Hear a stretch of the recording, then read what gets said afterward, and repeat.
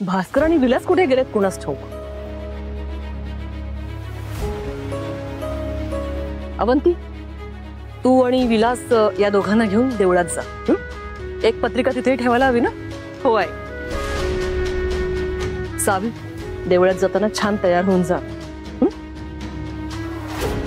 जा तयारी कर.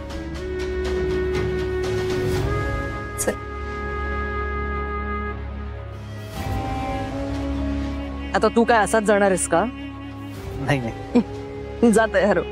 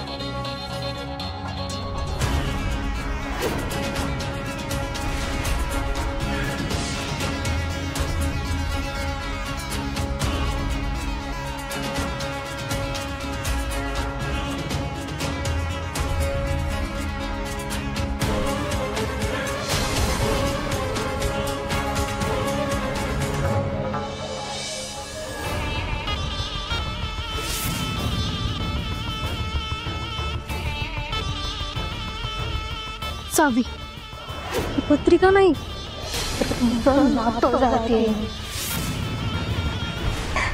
आता बघच तू कशी राख राख करते तुझ्या स्वप्नांची.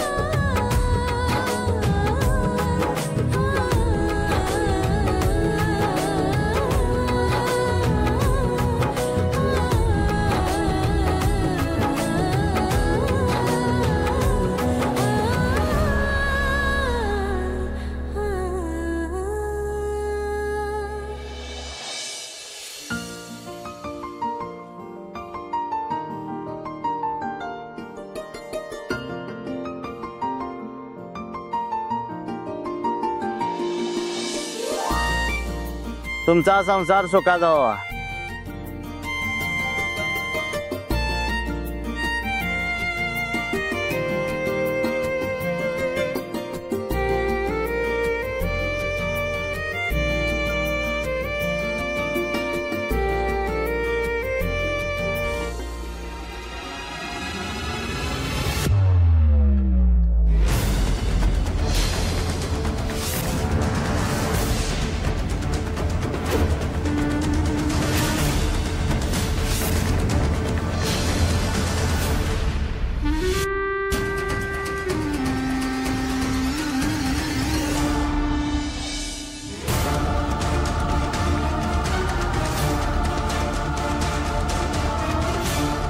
बघितलं का, घरात शांती नाही म्हणून हिता आलो तर हित पण ह्यांचीच तोंड बघायला लागते.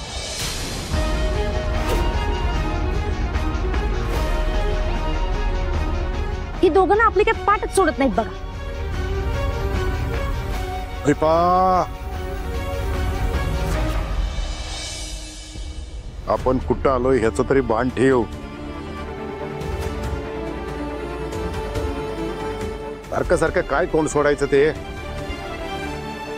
आपण दर्शन करायला आलोय. दर्शन करू आणि निघू. चला. आई,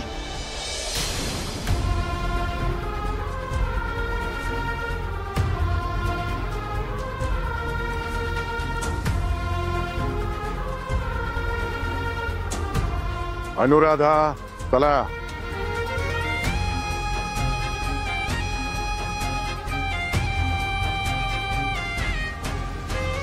भाऊ, भाऊ मला जरा बोलायचंय तुमच्याशी.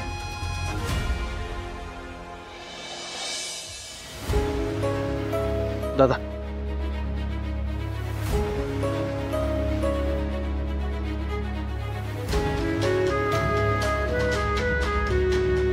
भाऊ, अनुराधा, ज्या माणसांशी आपला काही संबंध नाही त्यांच्याशी बोलण्यात मला काडीचाही रस नाही. चला.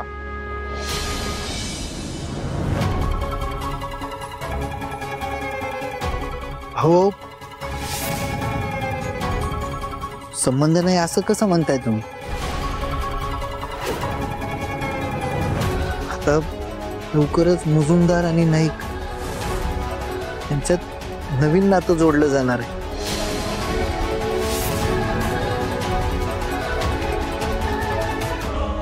मेलेल्या माणसांबरोबर कसलं नातं जोडायचं?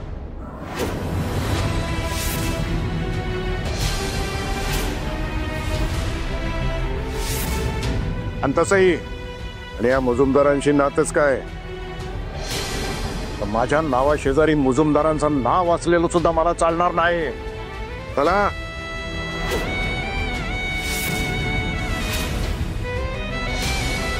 एवढं सरळ होऊन सुद्धा तुम्हाला चार चौघात तमाशाच करायचंय का हो?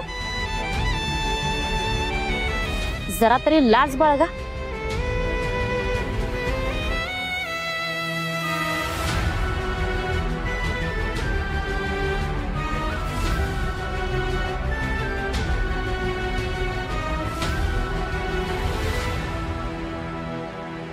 हो, मला माहिती आहे तुम्ही नाराज आहात, चिडलात म्हणून असं बोलताय माझ्याशी. हो, तुम्ही किती वेळा नाही म्हणा, पण जोपर्यंत तुमचा होकार मिळत नाही तोपर्यंत मी माझे प्रयत्न सोडणार नाही.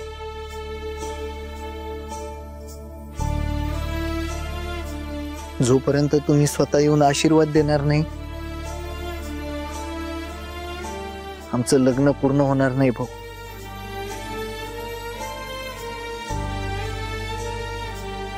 साबीला मनापासून आनंदच नाही वाटणार, त्यामुळं त्यांच्या आनंदासाठी मी किती वेळा तुमच्या समोर हात जोडायला तयार आहे.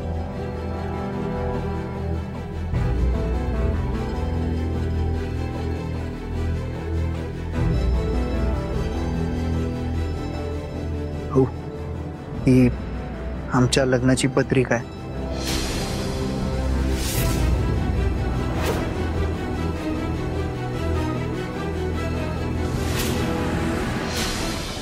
दोन दिवसात लग्न होतंय आमचं.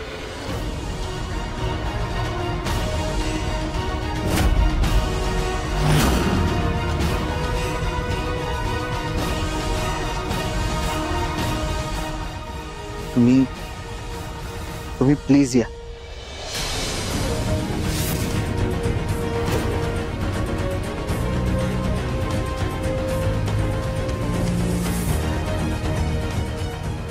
भाऊ, माझ्यासाठी नाही, निदान तुमच्या लाडक्या नातीसाठी. त्यांच्या आयुष्यातला खूप महत्वाचा क्षण आहे. त्यासाठी तुम्ही तिथं उपस्थित असणं खूप गरजेचं आहे भाऊ. प्लीज.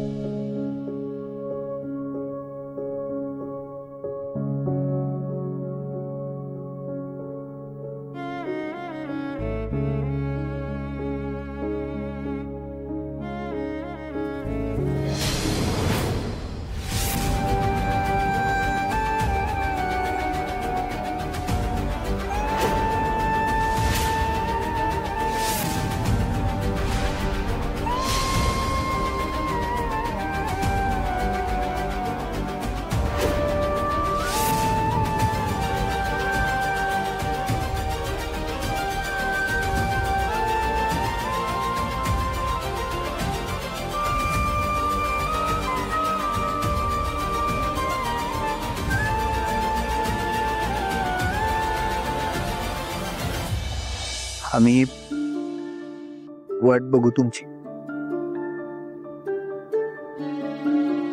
आम्हाला आशीर्वाद द्यायला नक्की या.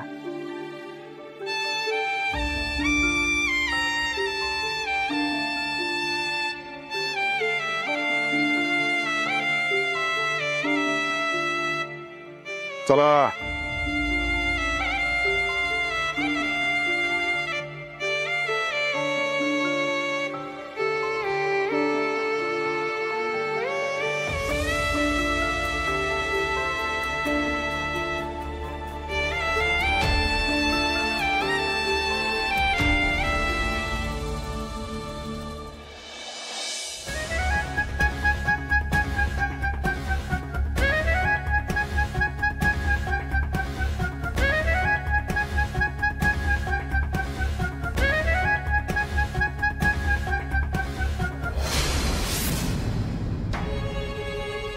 बाकी काय का असेना, पण तुम्ही भाऊंच्या विरोधात जाऊन लग्न करशीला असं कधी वाटलं नव्हतं. आता तुम्ही मुजुमदारांची सून होताय तर तुमच्या मुजुमदारकीचा जरा आम्हाला पण फायदा होते.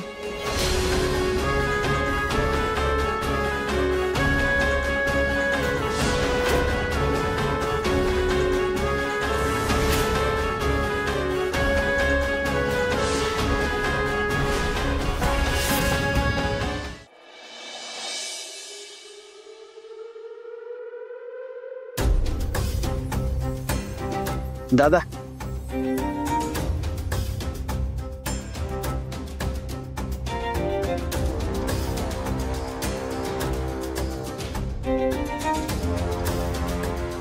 एक सांगायचं होतं तुला. मंदिरात जे काही घडलं ते आपल्यातच राहू दे.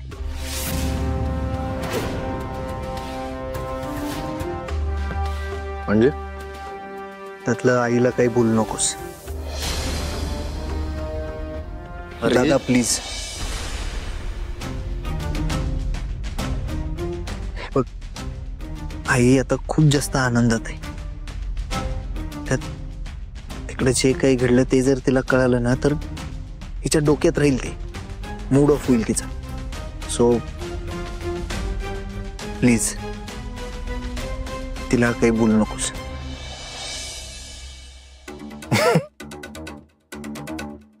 आता तू सांगितलं म्हणल्यावर ऐकावं तर लागणारच की. हरकत नाही, नाही सांगणार. तसं पण तुला तुझंच खरं करायची सवय लागली.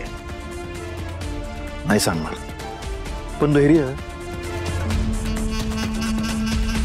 तुझा अपमान होणार आहे हे तुला माहिती असून पण तू त्यांच्या समोर त्यांना पत्रिका द्यायला गेलास. त्यांनी काय केलं? अरे तुझ्याकडे साधं बघितलं सुद्धा नाही त्यांनी. हे असं वागणं होणारा जावयाशी. अरे मी जर असतो ना, जाऊ दे ठीक आहे म्हणा. सतत दुसऱ्यांना कमी लेखणाऱ्यांकडनं, अपमान करणाऱ्यांकडनं दुसरी अपेक्षा तरी काय करणार. नाही, तुझ्याकडनं तर होती रे, पण तुझ्या स्वतःच्या आईच्या मनापेक्षा त्यांच्याकडनं होणारे तुझे अपमान जास्त जवळचे आहेत तुला. मला मोठ्या भावाला सांगायला काय करायचं आणि काय नाही ते. तुला ना जास्त अक्कल फुटली, त्यामुळे ना तुला करायचं ते कर. तुला सांगून काय उपयोग नाही. नाही सांगणार.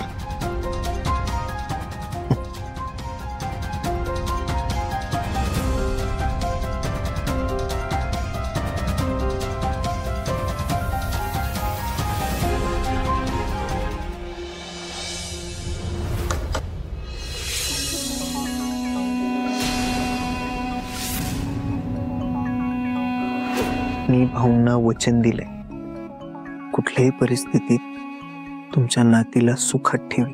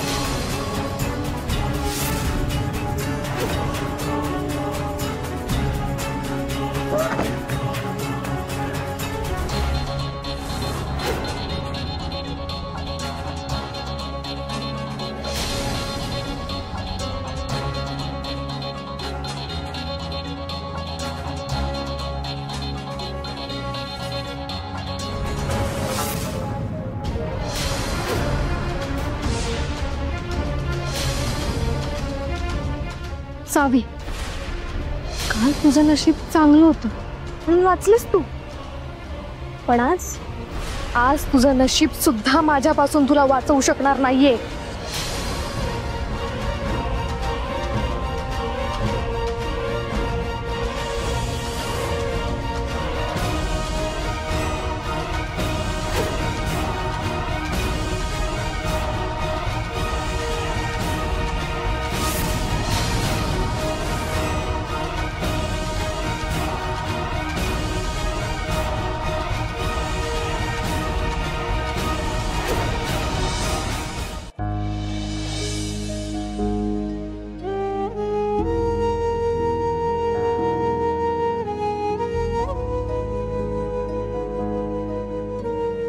धैर्य, सॉरी. का? काय झालं? माझ्यामुळं तुमचा सारखाच अपमान होतोय. म्हणजे आधी माझ्या घरच्यांकडून, आता तुमच्या घरच्यांकडून. म्हणून सॉरी.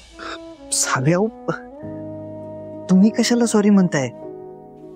आणि मला काही फरक नाही पडत याचा. असा कसा फरक पडत नाही तुम्हाला? जेव्हापासून मी तुमच्या आयुष्यात आली तेव्हापासून तुमचा सारखा अपमानच होतोय. साव्या, असा का विचार करताय तुम्ही? बरं, मला एक सांगा, आता आपलं लग्न होणार आहे, तुम्ही खुश आहात ना?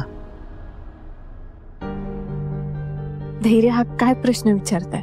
नाही, मला उत्तर द्या, तुम्ही खुश आहात ना? नाही खुश आहे मी. झालं तर मग अजून काय पाहिजे? तुमच्या आनंदाशिवाय माझ्यासाठी दुसरं काहीच महत्वाचं नाही या जगात. हे असे अपमान तर मी कितीही सहन करेन.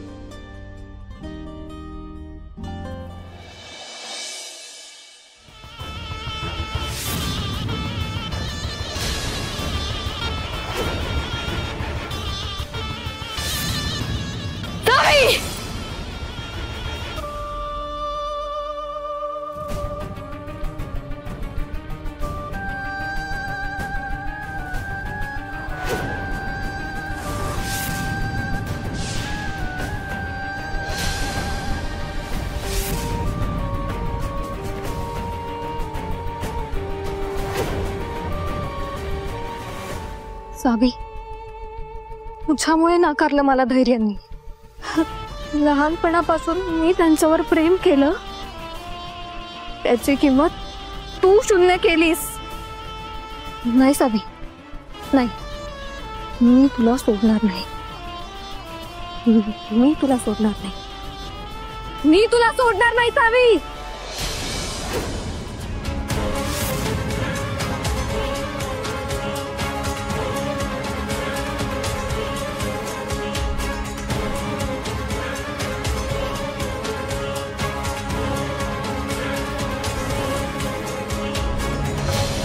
अहो, पण तुमचा अपमान मला. अजिबात काही बोलू नका आणि टेन्शन तर अजिबात घेऊ नका. आता सगळा फोकस फक्त आपल्या लग्नावर करायचा. काय, आपल्यासाठी खूप आनंदाचा क्षण आहे आणि अशा कुठल्याही कारणामुळे मला तो आनंद घालवायचा नाही.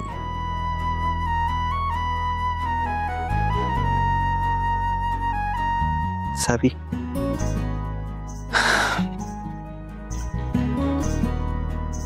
इथून पुढे आपल्याला एकत्र आयुष्य घालवायचंय, एकमेकांच्या सोबतीनं. आणि ते आपण हसत खेळत आणि आनंदानं घालवावं असंच वाटतंय मला. मला माहितीये तुम्हाला सारखं सारखं भाऊंची, आईची खूप आठवण येत असणार. त्यामुळं त्रासही होत असणार. पण सावी,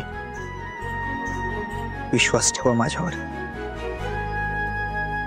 ते जरी आता आपल्या लग्नासाठी नकार देत असले ना, तरी सुद्धा एक दिवस ते प्रेमानं आपल्या नात्याला स्वीकार करतील. एक दिवस आपल्या सुखी संसारासाठी मनापासून आपल्याला आशीर्वाद देतील.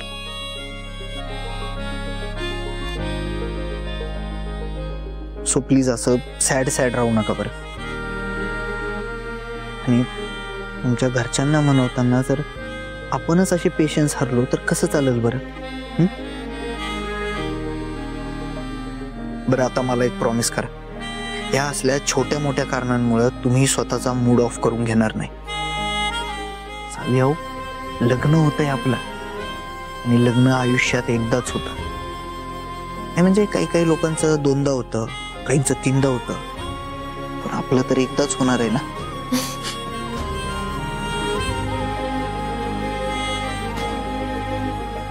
हेच क्षण आपल्याला आयुष्यभर आठवणीत राहणार आहे. त्यामुळं येणारा प्रत्येक क्षण अगदी आनंदात आणि मोकळ्या मनानं एन्जॉय करायचा आहे आपल्याला.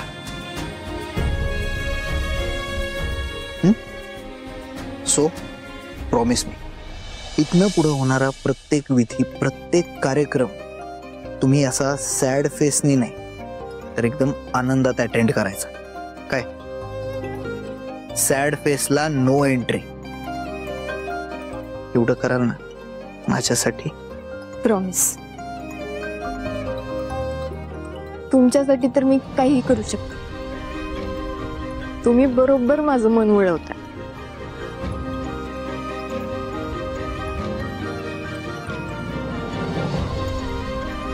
असंच एकमेकांवर खूप प्रेम करा आणि खूप आनंदी राहा.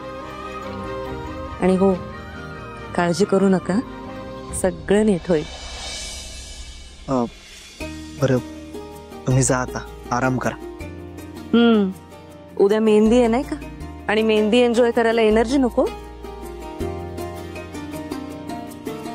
बरं भाऊजी, अहो काय तुम्ही तिला एकटीला सांगताय जा म्हणून?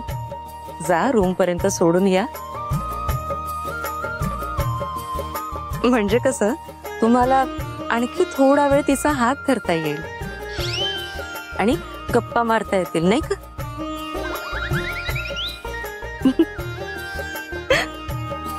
चला आता काय, वहिनी साहेबांचा आदेश म्हणल्यावर पाळायला तर लागणारच. गप्पा मारत मारतच जाऊया. चला.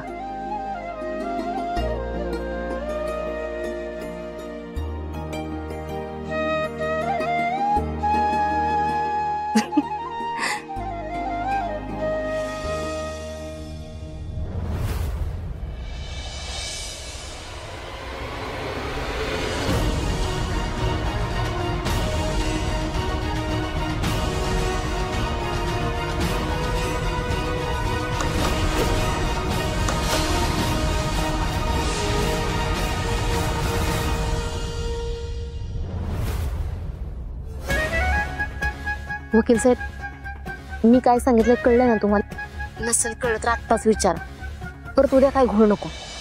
हो मॅडम, कळलं मला. ओकेच. बघा वकील साहेब, तुम्ही आता काही झटदिशी कागद तयार करा आणि उद्याच्या उद्याच घरी या. मॅडम घरी? घरी यायचं म्हणजे भाऊराव त्यांचं काही टेन्शन नाही, ते काही माझ्या शब्दाबाहेर जात नाही तो. हा, तुम्ही फक्त उद्या वेळेत या म्हणजे झालं. ठीक आहे, येतो उद्या. हा, ठेवते. ओके.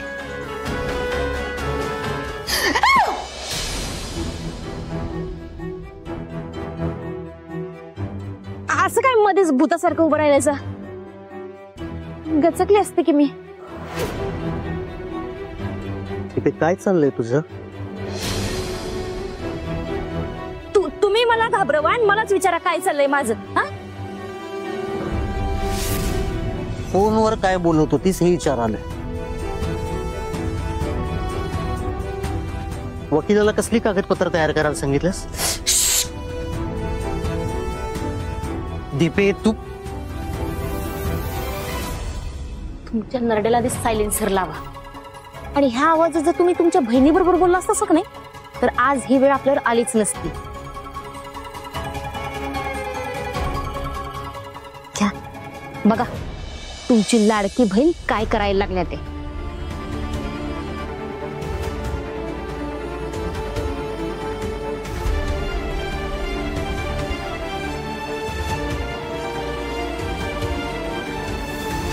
बघा लय मोठं मोठं बोलत फिरत होत्या ना. बघा श्रीमंत पोरगा बघितला आणि गेली पळून त्याच्या बरोबर. त्यांना वाटत असेल कोण काय करणार नाही, पण मी त्यांना अशी आयुष करायला देणार. दीपे तुझं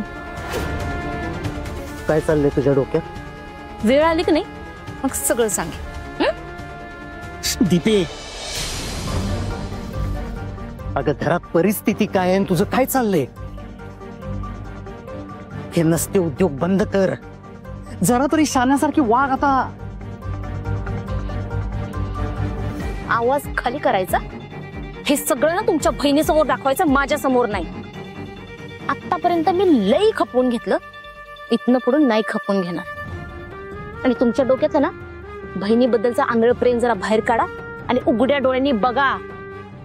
मी हे जे काय सगळं करायला लागले ना ते आपल्यासाठी आणि ह्या घरासाठी फायद्याचं आहे.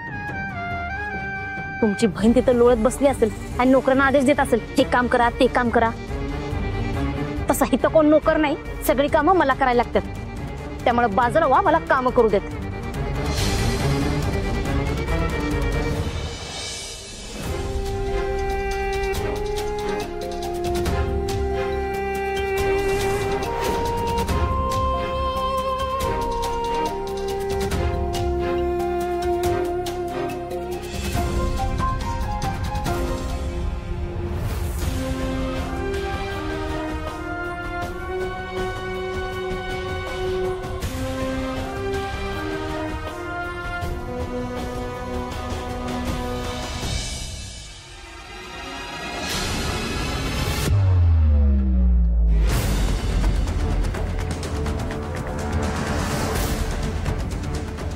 तुम्ही इथं आत काय करताय?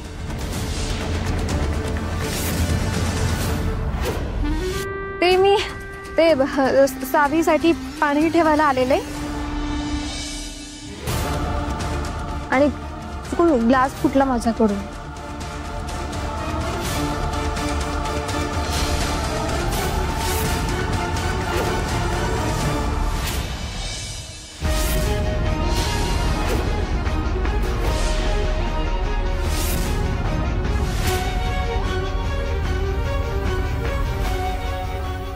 आत्यांनी मला बजावून सांगितलंय ना की सावीला कसलीही कमी पडू देऊ नकोस,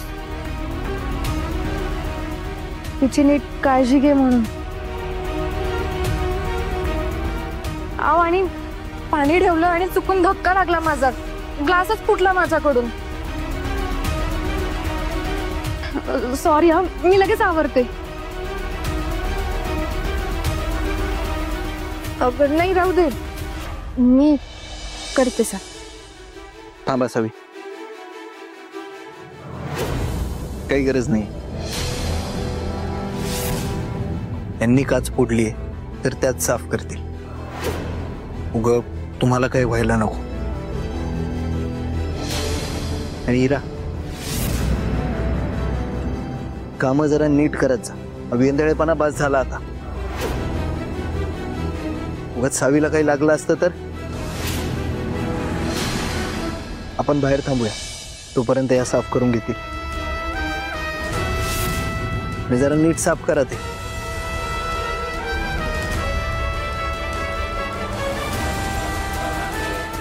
चला.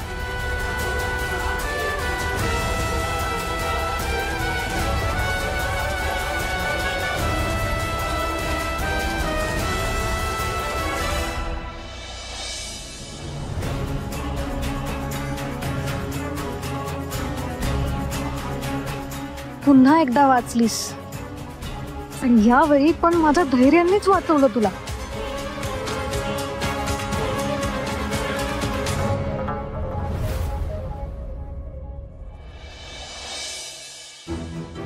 सावी, काय झालं? ठीक आहात ना तुम्ही? हा, मी ठीक आहे. उलट तीच बिचारी एकटी आतमध्ये साफ करते आता. तुम्ही कशाला ओरडलेत तिला?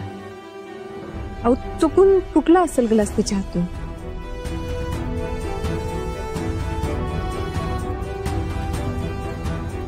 एक विचारू का? हा. आपलं लग्न होतंय हे इराला आवडलं नाहीये का?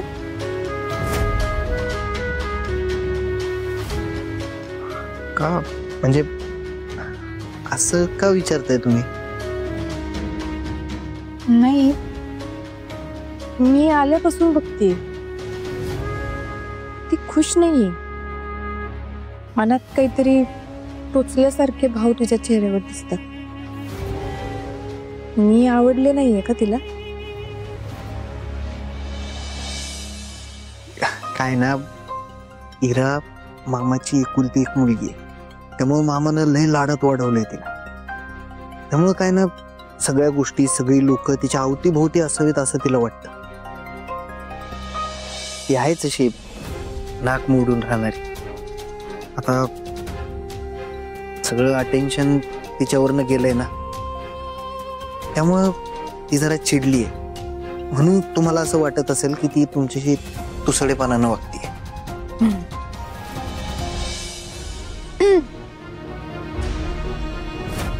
पण तुमच्याशी लयच गोड गोड वागते ती. असं काही नाही. असंच आहे.